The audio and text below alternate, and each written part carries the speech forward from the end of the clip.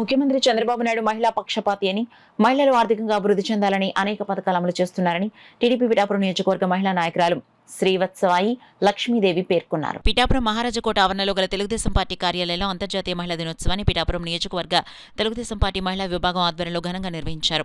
ఈ కార్యక్రమానికి ముఖ్య అతిథులుగా శ్రీవత్సవాయి లక్ష్మీదేవి మాజీ ఎమ్మెల్యే వర్మ హాజరయ్యారు. ముందుగా అంతర్జాతీయ మహిళా దినోత్సవ సందర్భంగా భారీ కేక్ కట్ చేశారు.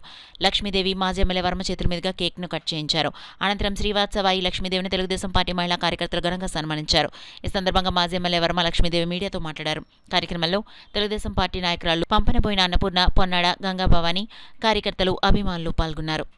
అలాగే మహిళలందరినీ కూడా 2025 నుంచి 26 వరకు కూడా 1,00,000 మందిని పారిశ్రామికవేత్త మహిళలుగా చేయడం జరిగింది.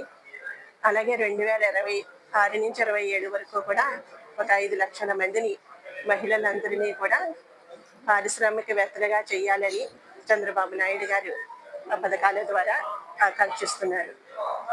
అలాగే డిఎస్పి మన టీచర్స్ అందరూ 8,000 మంది టీచర్స్కి, అలాగే కానిస్టేబుల్ మహిళా కానిస్టేబుల్ కింద 1,000 మందికి ప్రభుత్వ సహాయం అందజేయడం జరుగుతుంది. అలాగే మహిళలందరికీ ఉచిత బస్సు ప్రయాణం, ఉచిత గ్యాస్ సిలిండర్లు కూడా అందజేయడం జరుగుతుంది.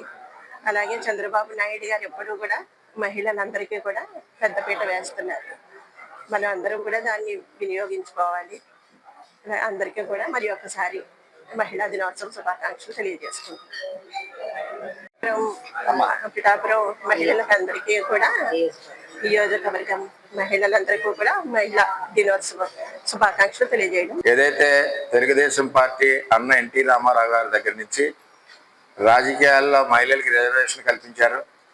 అదేవిధంగా చంద్రబాబు నాయుడు గారు తెలుగుదేశం పార్టీలో డ్వాక్రా సంఘాలను నియమించారు. ఆ డ్వాక్రా సంఘాలు ఈరోజు లక్షలాది మంది మహిళలు ఆర్థికంగా నిలబడడానికి అవకాశం కలిగింది. ఈరోజు ఉచిత బస్సు ప్రయాణం మహిళల కోసం 2,200 కోట్ల రూపాయలు ఖర్చు పెడతా ఉన్నారు. అలాగే డిఎస్సిలో మరి టీచర్స్ పోస్టులో 7,955 పోస్టులు మరి మహిళలకి కేటాయించడం జరిగింది. ఉద్యోగాలు రావడం కూడా జరిగింది.